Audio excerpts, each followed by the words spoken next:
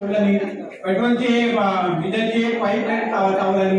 आता आम्ही आहे तिथं गाडीच्या पाठीवर उभं नाही नाही ना, कॅमेऱ्यामध्ये सगळं दिसतंय काय करतात काय करतात. निर्मिती करण्याचा तो विषय आहे तो मला सांगा, त्याच्यावर काय उपाय म्हणजे काय त्याचा फरक आहे म्हणजे पडत नाही, इफेक्ट काहीच नाही. एक वर्षापूर्वी मर्यादित असणार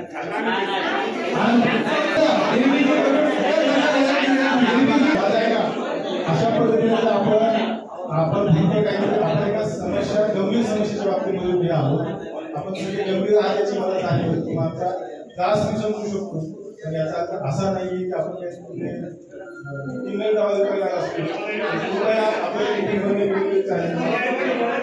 हॅलो आपण जी नसबंदी करतो त्यामुळे आम्ही या समस्या संदर्भात सरकारतील मोदी असतील आम्ही सगळे अशा प्रश्नासंदर्भात नगरपालिकेत आलेलो होतो. आपण नसबंदी करता संख्या वाढते असेल तुमचं म्हणणं काय पालकत्व संख्या या संख्येचा आपण जेव्हा प्रशासन नसबंदीवर एवढा आपण खर्च करतो मग त्याच्यावर उपाययोजना आपण का करतो ती लोकसंख्या वाढून उठण्याची. मग ही आमच्या प्रभागाची त्याची संख्या वाढते ती का वाढते त्याचं एक आम्हाला प्रश्नाचं उत्तर द्यावं. एक अर्ज केला होता आणि मोकाशुरांच्या बाबतीत केला होता आणि मला एक उत्तर मिळालं की कुत्र्यांच्या बाबतीत आणि गुरांच्या बाबतीत आम्ही कोनवाडा तिथे नगरपालिकेचं उत्तर 31/7 आहे. आणि त्यावेळेला आमच्या बुद्धवाडीजवळ माझ्यासारख्या ज्येष्ठ माणसाला कुत्री सावली होती. साहेबांच्याकडे आम्ही त्याचं फोटोग्राफी पाठवली. सांगण्याचं तात्पर्य एवढंच आहे की 31/7 अर्धा नंतर तरी कोणीच लक्ष दिलं नाही, पण कधी कधी अगर संपर्क साधतो आणि त्यावेळेला आम्हाला रिप्लाय लगेच मिळाला पाहिजे. आता कुत्र्याला जे आपण मगापासून लसीकरण केलं जातं आणि त्याला काय म्हणायचं निर्जलीकरण केलं जातं याची कालमर्यादा जी आहे ही जे त्याचंही मला वाटतं दरवर्षी करावी लागते. एक दुसरा प्रश्न निर्माण करतो तुमच्याशी की आता नगरपालिका एरियातच बोलायचं आपल्याला बाहेरचे माणसं येतात तशी कुत्री येत असतील त्याच्यावरती अपवाद नाही, पण आता कुत्र्यांची संख्या किती आहे आणि मी म्हणेन गेल्या वर्षी किती होती आणि यंदा किती आहे ती कमी झाली का वाढली याचंही आम्हाला त्याच्यावरती स्पष्टीकरण असायला हवं. दुसरा महत्वाचा मुद्दा माझा आहे आपल्या समोर की कुत्र्या हा पाळीव प्राणी आणि पाळीव प्राणी असल्या कारणानं मला वाटते असं कोणाच्या घरात ती कुत्री पकडून मगाशी काहीतरी चाललं होतं निर्विजन करायचं आणि परत त्या जागेवर सोडायचं. ते माझ्या अर्जामध्ये स्पष्टपणे नमूद केलंय की आम्ही हायवेला बुद्धवाडीमध्ये राहतो, माझं जयंत आमची जातो आहे आणि हायवेजवळ हॉटेल असल्या कारणानं ते हॉटेलवाले ते काय म्हणायचं उडलं सुडलं रस्त्यावर टाकतात आणि त्याच्यामुळे तिथे कुत्रे आहेत. तो त्यांचा जातो स्वतः जंगलात नेऊन सोडला जातो. कुत्र्यांचं असं कुठलं असं घरकुल आहे की त्याला तिथे सोडावं लागतं याचं उत्तर मिळायला पाहिजे. जशी मोकाट गुरांचा प्रश्न असो तशी कुत्र्यांसाठी जर एखादी नगरपालिकेने एखादी शेड बांधली आणि अशी मोकाट कुत्री जर तिथे सांभाळली गेली मी प्रस्ताव 31/7च्या 25च्या पत्रामध्ये दिलेला आहे आणि कुठे करा हे पण सांगितलेलं आहे की मुक्ताचं एक वाहनतळ बांधलेलं आहे. किती कोट्यावधी रुपयाचा खर्च झाला मला माहित नाही, पण त्या वाहनतळामध्ये गोशाळा पण बांधा, कुत्र्यांची शाळा पण बांधा आणि गाढवांची शाळा पण बांधा. या गोष्टीकडे मी पाठवलेला प्रस्तावावरती जो तक्रार अर्ज केला होता याच्यावर आपण मला वाटतं थोडंसं लक्ष केंद्रित केलं आणि परवा एक व्हिडिओ बघितला. कोल्हापूर महानगर कुठेतरी त्यांना नष्ट करावी मारून टाकावी असा आमचा मुळात हेतू नाही, पण नागरिकांना त्रास होता याची नगरपालिकेने दक्षता घ्यावी. बस एवढं बोलतोय आणि इथं थांबतो. प्रत्येक प्रभागामध्ये ही भटकी कुत्री शासनानं व्यवस्थित त्याचं पालन पोषण बांधून करावं तर हा विषय सुटेल अशी आपण शासनाकडे साहेब मागणी करावी आणि जेणेकरून रस्त्यावर कुत्रं फिरणार नाही याची जबाबदारी प्रशासनानं घ्यावी. परंतु आज प्रत्येक ठिकाणी शून्य नागरिक आहेत, पण ते नागरिक काय करतात आपलं शिळं पापड जे उरलेलं अन्न आहे ते सुद्धा रस्त्यावर विकतात आणि अशा अन्नाच्या जी कुत्रे असतात ती झुंडीने खात असतात. तर नागरिक आपण शून्य नागरिक असल्यामुळे आपण हा नियम बांधून स्वतःला घेतला पाहिजे जेणेकरून आपण उघड्यावर अन्न टाकणार नाही आणि या कुत्र्यांचं परत आणखी झुंडीने खाणं हे कमी होईल. आणि दुसरी गोष्ट निर्विजीकरण करतो आपण हे सगळं वारंवार चालू आहे, परंतु निर्विजीकरण करताना त्या कुत्र्यांना टॅग लावणं हा महत्वाचा उद्देश आहे. चॅनल तयार केलं आपण प्रशासनाकडून, तर त्या डॉग कॅबिन मध्ये त्यांना तिथे ठेवलं गेलं, तर ती पण आता काळाची गरज आहे. त्या गाड्यावाल्याने पण एक तुम्ही सूचना द्या की जेणेकरून तुमचं जे वेस्ट राहिलेलं अन्न आहे ते घंटागाडी तुम्ही जमा करा, किंवा हे डॉग कॅमेल केलं असेल तर तिथं आपण हे सगळं गोळा करून त्यांच्या कुत्र्यांना तिथं जर दिलं तर कुत्रे एकत्रित व्यवस्थित राहतील आणि माणसांना पण त्रास होणार नाही. मुळात आधी एक गोष्ट लक्षात घ्या की इथे प्राणी मित्र आणि बाकी सगळे प्राण्यांच्या विरोधात असं कुणी नाहीये. प्रत्येक आलेला माणूस हा ऐका ना माझा ऐका माझा मी हेच सांगतो, इथे आलेला प्रत्येक माणूस ऐका, प्रत्येक माणूस हा प्राणी मित्र आहे. ऐका माझं पूर्ण ऐका, प्रत्येक माणूस हा प्राणी मित्र आहे.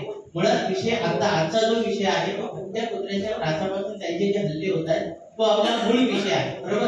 मग नगरपालिकेची नामोशी आहे का, नसबंदी नीट होते का नाही होते का, हा वेगळा विषय आहे. त्याच्यावर आपण नंतर अभिप्राय करू, नागरिक म्हणून त्याच्यावर जे काही नगरपालिकेला दोष देता येईल, कारवाई करता येईल, ते आपण नंतर होऊ. आताचा मूळ मुद्दा एवढाच आहे आपल्याकडं की आता जी कुत्र्याची संख्या वाढलेली आहे आणि आता जे अटॅक करतायत त्याच्यावर मार्ग कसा काढायचा त्याच्यावर मला वाटतं की सगळ्यांनी बोलावं. मी जी माहिती घेतली त्यानुसार पहिली गोष्ट आपण पूर्वीसारखं की आपण त्यांना मारू शकत नाही, बरोबर. दुसरी गोष्ट त्यांना आपण डिसलोकेटेड करू शकत नाही. म्हणजे आता कोणीतरी म्हणलं की एक शेड करा आणि त्याला तिथे ठेवा, पण कायदा असं सांगतो की जेव्हा आपण त्याला नसबंदीचं इंजेक्शन देतो किंवा अँटी रेबीजचं इंजेक्शन देतो तर त्याच्यासाठी तिथनं ज्याला उचललंय तिथेच त्याला परत इंजेक्शन दिल्यानंतर परत तिथेच त्या जागेत सोडावं लागतं, हा सुद्धा आहे.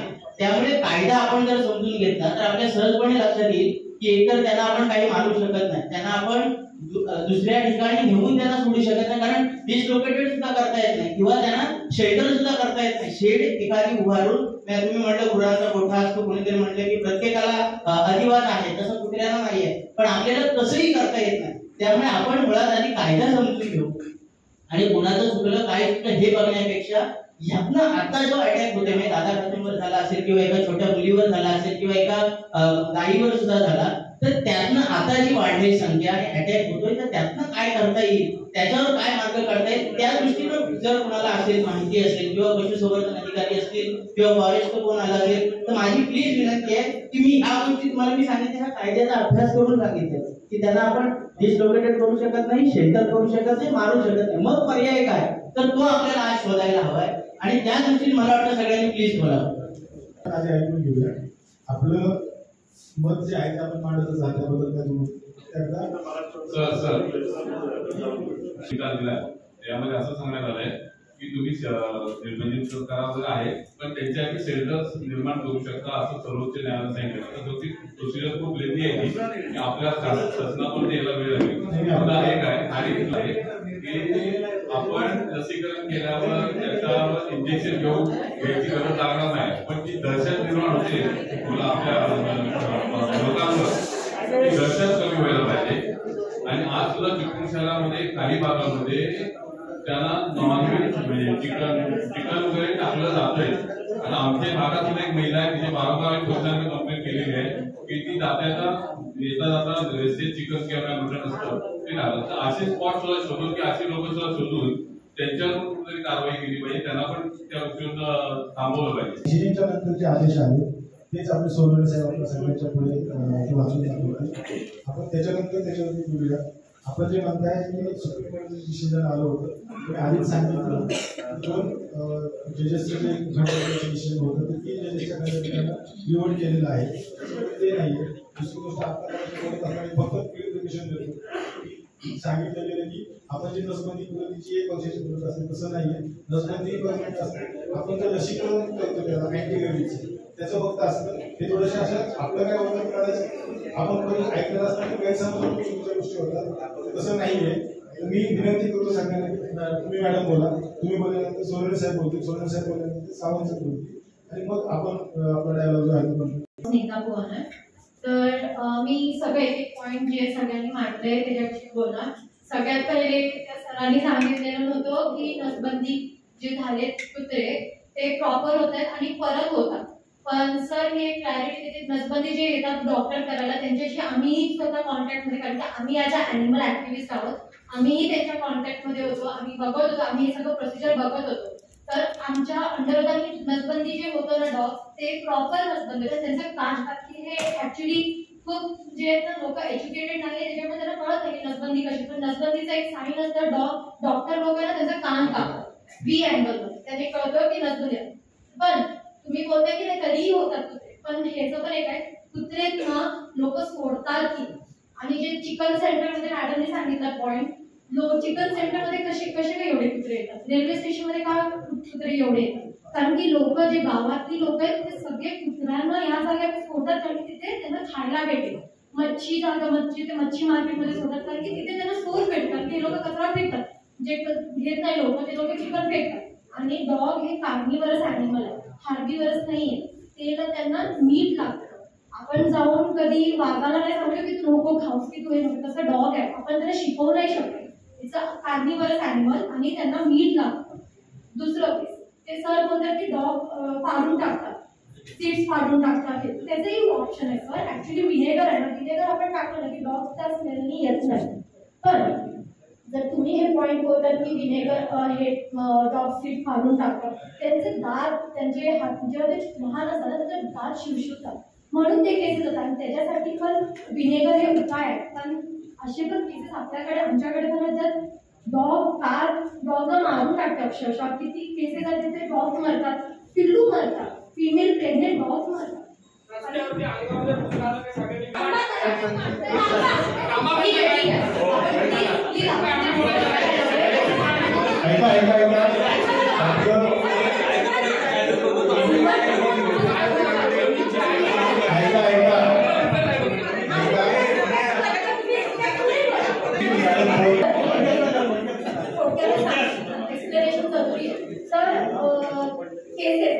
तुम्ही आता नॉर्मल लोकॅलिटी म्हणजे नॉर्मल नागरिक आम्ही ॲनिमल ॲक्टिव्हिस्ट आहोत. आम्ही जेन्युइनली डॉक्टरलाही माहिती आहे आम्ही एवढे केसेस घेऊन जातो. तुमचं म्हणणं बरोबर आहे, तुम्हाला वाटतं सीट फाडतात म्हणून खूप लोक माझ्या काढले आमच्याकडे तसे पण व्हिडिओ. आमचं इथे मत आहे की आम्ही डिसिजन इथे घ्यायला आलोय प्रॉपर. चिकन सेंटरमध्ये मॅडमने बोलले की चिकन सेंटरचे चायनीज सेंटर तिथे लोक सोडायला. पण मला एक सांगा लोक तर सगळे लोक नॉर्मल ज्यांना त्रास होते सगळे घेऊन कुत्र्यांना मच्छी market chicken centre railway station मध्ये सोडतात. तिथे कुत्र्यांचे हात पाय काढतात आणि आम्हाला कॉल येतात आम्ही ते केसेस घेऊन जातो. सर जेव्हा तुम्ही तुमच्या साईडने बघता ना तर तुम्हाला एक साईड असं पण बघायला लागेल की हे जे व्हॉइसलेस ॲनिमल आहेत त्यांना पण त्रास होतो. आम्हाला जेव्हा काय लागतं आम्हाला किती जातं त्यांना पण त्रास होतो. सगळे आता आमच्याकडे किती छोट्या पिशवीला पिशवीमध्ये बांधून नदीत फेकले असे आमच्याकडे पण खूप केसेस आहेत. आम्ही फक्त जर तुमचं डिसिजन आहे की त्यांना नसबंदी करणं दोनदा गरजेचं आहे प्रॉपर होईल. पण डॉग मायग्रेटरी होतात कारण की लोक डॉगना सोडतात आणि लोक डॉगना खूप जागे. जर आपण एज्युकेट असतो आपण प्रॉपरली लॉने फॉलो केलं ना तर हे सगळं. आणि जागा जसं पवन करा ही जागा आपण काही कॅनल व्हायचं नाही करू शकतो डॉगसाठी. डॉगची पॉप्युलेशन मोठी आहे नाही करू शकतो.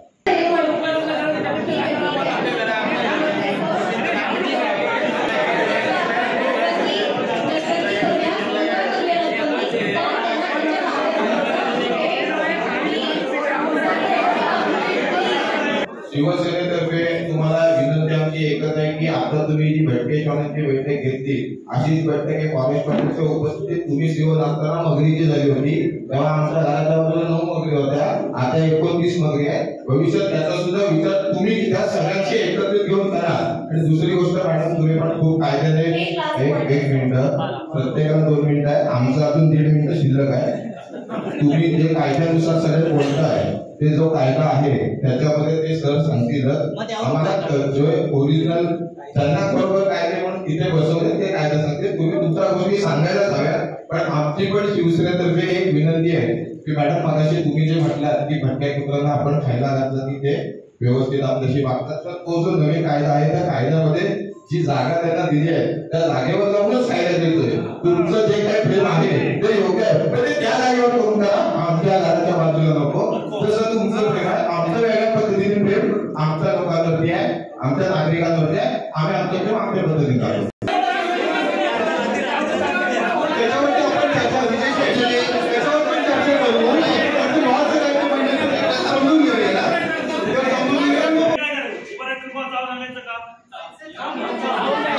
माझं म्हणणं काय की दादा काय दर्जाचं आहे, बंदुकीत कुत्र्याला मारवते ते बघत नव्हतं, त्यांचं ब्रेड मध्ये गोळ्या टाकायची.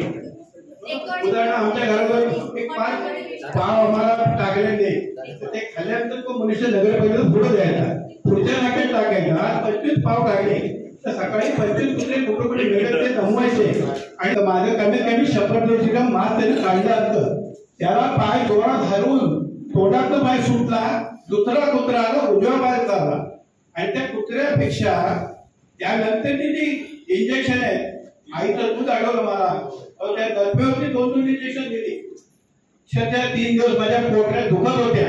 ते पोटऱ्या करून ठेवून काय मला तुमच्याकडे गरज नाहीये, पण कायदा बदलल्याशिवाय कुत्रा पूर्वीचा कायदा होता.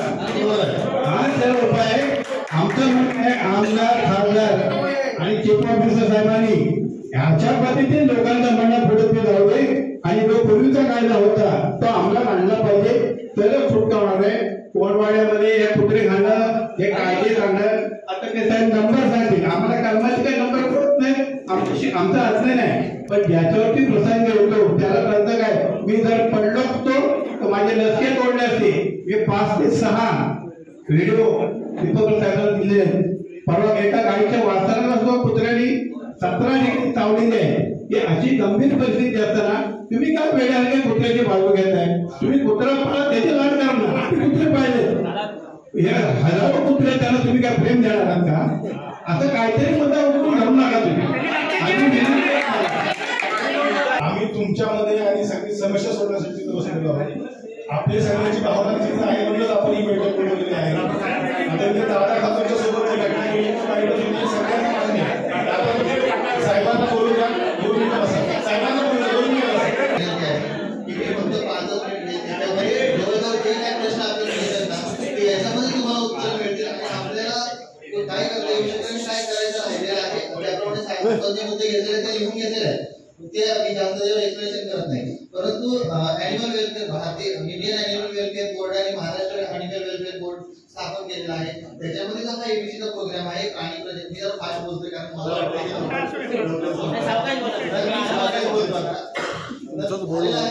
मला जास्त आहे आपला की मला एक तिकडून एकच विनंती आहे की आपण सगळे ह्याच्यावर उपाययोजना काढायला बसले. काय घडलंय, कसं घडलंय हे जेव्हा आमच्याकडे येत नाही तोपर्यंत करत नाही, त्याच्याकडे मागे काय काढायचा हा लक्षात येणार नाही. जरी आम्ही संपूर्ण गव्हर्नमेंटला सुद्धा आम्ही जेव्हा पाठवू हे मुद्दे आहेत, उदाहरणार्थ परत मी रिपीट करत नाही, जे आपल्या मागण्या आहेत त्यावेळीही त्याला आपल्या भावना गव्हर्नमेंटपर्यंत पोहोचवणं आणि कायदे सुधारणा करणं ही लेंथी प्रोसेस आहे. परंतु ज्या काही आता 27 फेब्रुवारीला 25ला मीटिंग झाली आहे, ऑगस्टमध्ये जे कायद्यामध्ये अमेंडमेंट करण्यात आलेले आहेत आणि त्याच्यानुसार हे नवीन अंमलबजावणी कशी करावी कायद्याची, त्याच्यामध्ये 20-25 पॉइंट्स आहेत. ते मी सविस्तरपणे वाचून दाखवतो. कदाचित ते जर मी वाचून दाखवले तर तुमच्या प्रश्नाची आपल्या इथेच उत्तर मिळतील आणि आपल्याला ऍक्च्युली काय करतोय आणि कसं करतोय आणि त्यातून काय मार्ग मिळेल. हे सगळे ऑफेन्स जे होत आहे कुत्र्यामधला मानव आणि कुत्र्यामधला जो संघर्ष तो थांबवायला हवा. कोणालाही मानव हा शेवटी पूज्य आहे, त्याच्यासाठी आहे. तर कृपया मी जास्त प्रस्तावना केली वाटतं तरी माझ्या जरा माईक जवळ घ्या थोडा. तर प्राणी प्रजनन प्रतिबंध नियम जो आहे 2023चा म्हणजे आता झालेला आहे, तो कायदा जो ॲनिमल प्राण्यांना क्रूरतेने मारण्याचा प्रतिबंध करण्याचा 1960चा जो कायदा आहे त्याच्या अंतर्गत हा नियमावली तयार झालेली आहे. त्याच्यानुसार आपल्याला अंमलबजावणी करायची आहे. आता प्राणी प्रजनन कायदा कलम 8 आणि भटक्या प्राण्याचे लसीकरण, जंत निर्मूलन, अन्नस्पर्धी करण्याची जबाबदारी स्थानिक प्रशासन म्हणजे नगरपालिका घ्यायला तयार आहे, ते आजपर्यंत घेत आलेली आहे. या स्थानिक प्रशासन भारतीय प्राणी कल्याण मंडळ यांच्याकडे प्राणी प्रजनन प्रतिबंध कार्यक्रम करिता नोंदणीकृत असलेल्या, सरांनी पहिल्यांदा सांगितलं, नोंदणीकृत असलेल्या संस्थांनी त्यांना सहभागी करून घेऊ शकतात आणि त्यांच्या मार्फत प्राणी प्रजनन कार्यक्रम आपण कलम 5 अन्वये भारतीय प्राणी कल्याण मंडळाचे नोंदणीकृत नसलेल्या संस्था यामध्ये भाग घेऊ शकत नाही. फक्त नोंदणीकृत संस्था त्यामध्ये प्राणी प्रजनन कायद्यामध्ये एबीसी प्रोग्राम राबवण्यामध्ये एनजीओ मार्फत किंवा संस्था त्यांच्या मार्फत आपण सध्या करत आहोत त्याप्रमाणे आहे. दुसरी गोष्ट अशी की स्थानिक प्रशासन स्वतःच्या यंत्रणामार्फत जरी प्राणी प्रजनन प्रतिबंध कार्यक्रम राबवत असतील तरीही त्यांना कलम 3 अन्वये भारतीय प्राणी कल्याण मंडळ यांच्याकडे नोंदणी करून घ्यावी लागते. म्हणजे यांनी एनजीओ नेमून केले किंवा स्वतःचे दवाखाने स्थापन डॉक्टर्स नेमून केले तरी सुद्धा प्राणी ॲनिमल वेलफेअर बोर्डाची नोंदणी करून घ्यावी लागत आहे. स्थानिक प्रशासन, तिसरा मुद्दा, स्थानिक प्रशासन व प्राणी कल्याण संस्थामार्फत प्राणी प्रजनन प्रतिबंध कार्यक्रम राबविताना प्राणी प्रजनन प्रतिबंध कायदा नियम 23 मधील कलम 3 अंतर्गत नमूद बाबीचे पालन बंधनकारक आहे. म्हणजे ते त्यांना 8 दिवस ठेवणे, ऑपरेशन यानंतर कॅचिंग करणे, ठेवणे, ऑपरेशन केल्यानंतर 5 दिवसांत 8 दिवस 7 दिवसानंतर सोडणे, शेल्टरची खाणे पिण्याची सोय करणे, वॅक्सिनेशन करणे, दंतनिर्मूलन करणे आणि त्याच्या जागेवरती नेऊन सोडणे इथपर्यंत.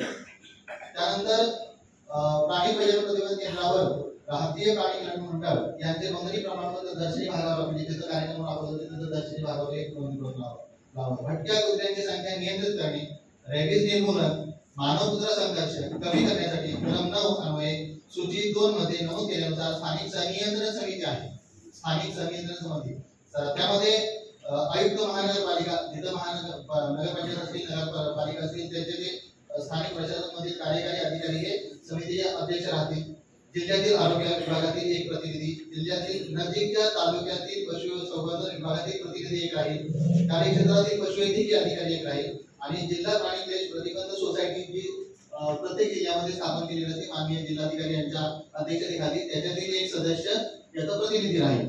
अशा पद्धतीने ही स्थानिक म्हणजे लोकल मॉनिटरिंग कमिटी राहते. स्थानिक नियंत्रण समिती, स्थानिक नियंत्रण समितीची प्राणी प्रजनन प्रतिबंध 23 अंतर्गत सूची 2 मधील नमूद केल्याप्रमाणे कार्य आहेत. त्याप्रमाणे कुत्र्यांची संख्या नियंत्रण आणण्याकरिता समितीने नियोजन करून कार्यक्रम राबवणे हे तर समितीचं कार्यवाही करणे कार्यक्षेत्र आहे.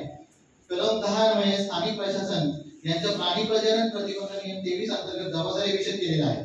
त्यानुसार त्या जबाबदारी काय असतात त्यानुसार कार्यक्षेत्रात प्रत्येक प्राणी प्रजनन प्रतिबंध केंद्रावर लागणाऱ्या सुविधा उपलब्ध करून देण्याबाबत स्थानिक प्रशासन यांनी करायच्या कार्यवाहीबाबत सविस्तर बाबी नमूद केलेल्या आहेत.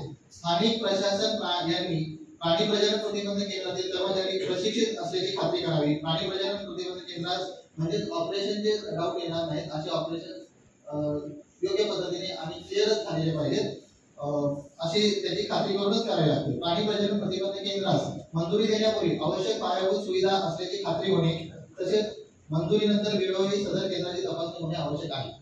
म्हणजे त्याला दिलाय आणि आपण काम करतो असं नाही, तपासणी सुद्धा त्याची समितीमार्फत किंवा स्थानिक प्रशासनामार्फत केली जाते.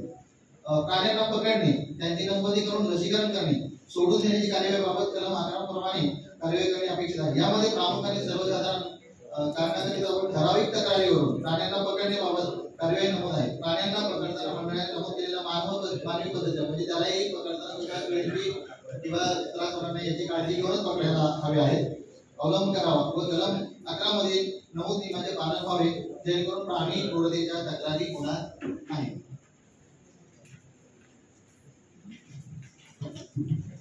प्राणी प्रजनन प्रतिबंध कार्यक्रम राबवताना मंडळाने निर्गमित केलेले मॉड्यूल प्रमाणे कार्यवाही करावी. ते आता जे राबवत आहे नगरपालिका त्याचप्रमाणे आहे.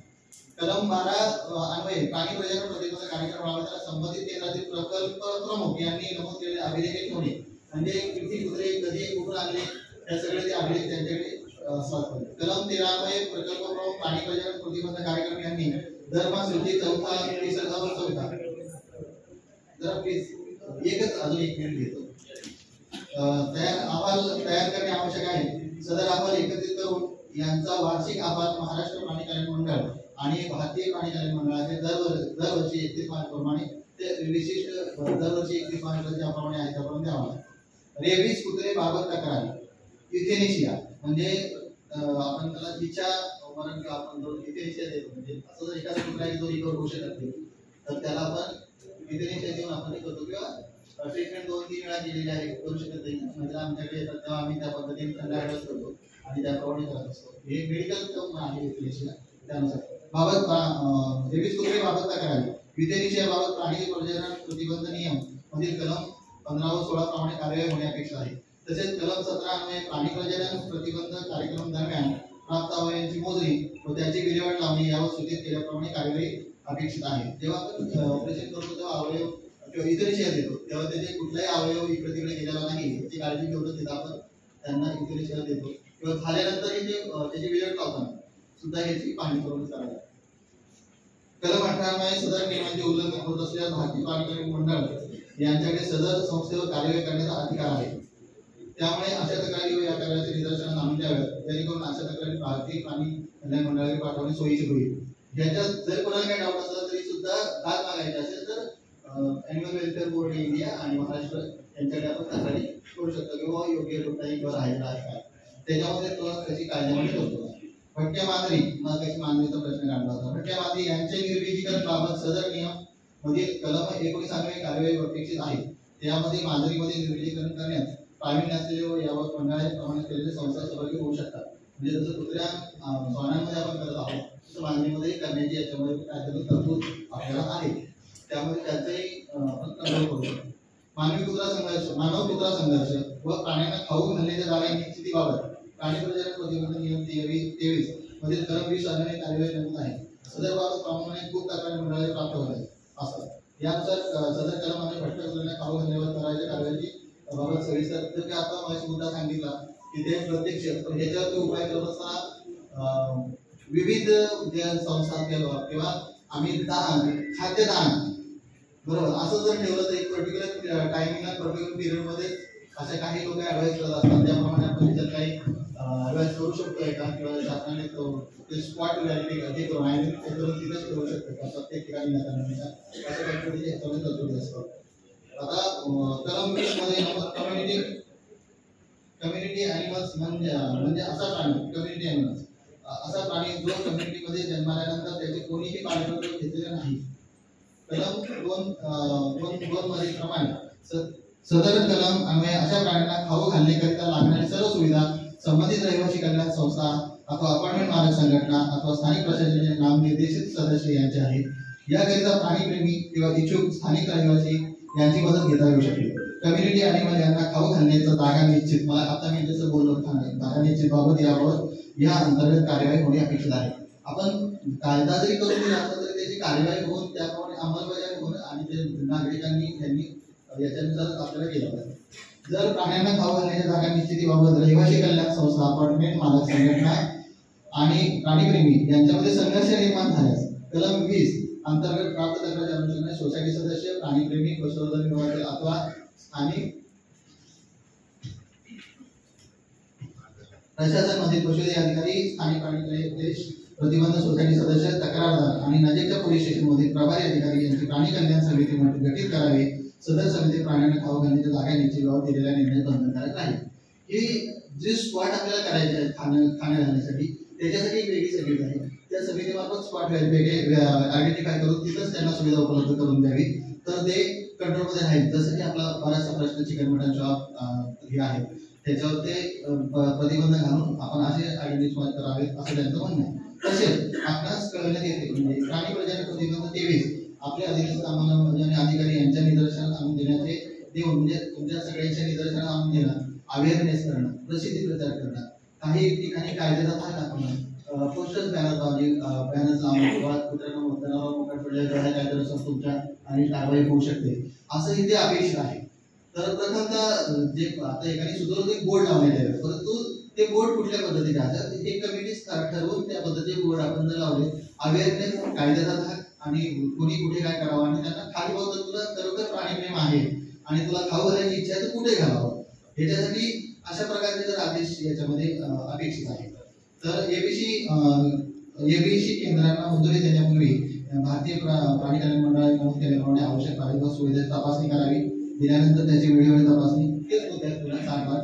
तर अशा पद्धतीने आपण जर गेलो मला वाटतं की जो आतापर्यंत आपला जो सुरू होता त्यामध्ये बऱ्याचशा प्रश्नाची उत्तर आपल्यापर्यंत पोहोचू शकतात. एक मिनिट मारून घेऊ शिक्षा सांगा उपाय सांगा शिक्षा सांगा साहेब आम्हाला शिक्षा सांगायला म्हणजे तुमचं कसं होतं एक मिनिट शिक्षा सांगा काय शिक्षा सांगा आहेत शिक्षाही आहेत मोठ्या आता पूर्णपणे परत काय वन बाय वन जावं लागेल आपल्याला. तर कृपया आपण आज ज्या अनुषंगाने इथे आपण त्या पद्धतीने आपण जर काम केलं तर पुढचे क्लासेस होणार नाही याची दक्षता घेऊया आणि उपाययोजनेवरती बोलूया. मला कायद्याच्या ज्या उपाययोजना किंवा शिक्षण झाल्यानंतर त्याही सांगून तुम्ही आता माझं उद्या चित्राचं घर आहे तिथं जवळजवळ 100 कुत्रे आहेत आपली 8 नंतर 12 वाजेपर्यंत प्रवास करून दाखवा एवढीच विनंती. आम्ही एक मिनिट मी माझ्या पहिल्या मुद्द्यापासून एकच सांगत झालो की आपल्याला उपाययोजना करायची. पूर्वतरी आता शूटिंग मुद्दाम शूटिंग करण्यासाठी सांगितलं, आपण उपाययोजना करण्यासाठी केलं आहे. माझं तुम्हाला काय म्हणणं आहे की तुमचं प्रेम आहे तसं आमचं पण प्रेम आहे. माझी इच्छा एवढीच आहे की रात्री 8 ते 10 दुसरा कुठलाच भाग सांगत नाही. आपलं पाचनाकापासून जो पुढचा पाचनाका जो आहे तिथपर्यंत प्रवास करून दाखवा. तुम्ही पण एक प्राणीप्रेमी जसे आहात तसे आम्ही पण प्राणीप्रेमी आहोत. माझा मुद्दा आम्हाला कुत्र्यांना वेगळ्या वेगळ्या स्थलांतरित करणं किंबहुना मारणं असा मुद्दा नाहीये. पण तुमचा केटस पाहिला थोडा वेगळा होता. आपलं उत्तर आम्हाला ह्याच्यावर असं काढायचं आहे की आज जो दादाला कुत्रा चावला अशा अनेक जणांना कुत्रे चावले. मी तर माझ्या मित्राला सांगितलं होतं की पहिलं सीसी फुटेज दाखवूया आपण की लहान मुलाला चावतंय, वयोवृद्धांना चावतंय, मुलांना चावतंय. ह्याच्यातून जर तुमच्या मनामध्ये आला की आपण काय केलं पाहिजे, आपण उपाययोजना करणार. माझी एकच इच्छा आहे, एकच स्पॉट देतो तुम्हाला. आज संध्याकाळी 9 पासून 8 पासून 10-11 वाजेपर्यंत एकच म्हणजे तिथे घरापासून जाऊन दाखवायचं. इतके अटॅक करतात ना काही म्हणजे खरंच भीती वाटतं जायला. आम्ही सगळीकडे जेव्हा प्रवास करतो तेव्हा आम्हाला त्यांच्या लहानपणी ट्रॉमा असतो की त्यांची साहेब आम्हाला शिक्षा झालं तर आम्ही शिक्षा झालं नाही. शिष्टमंडळ नगरपालिकेत इथे गेलो. परवा साहेब म्हटले 2 वेळेस मी आल्यापासून नसबंदी केली, पण कुठे चिपळूण शहरात कुठल्या कुत्र्याला टॅग बघितलाय का सांगा? कुठल्याही कुत्र्याला टॅग बघितलाय का नसबंदी लावलेला? हर्षद पवार प्राणीमित्र हर्षद पवार नाही हर्षद पवारला मी हे केली की नाही, मदत केली की नाही? प्राणीमित्र आम्ही पण तुम्ही आहोत तसं. रावतळे कुत्रे टाकावर गाडी गेली घरला गेली त्यांची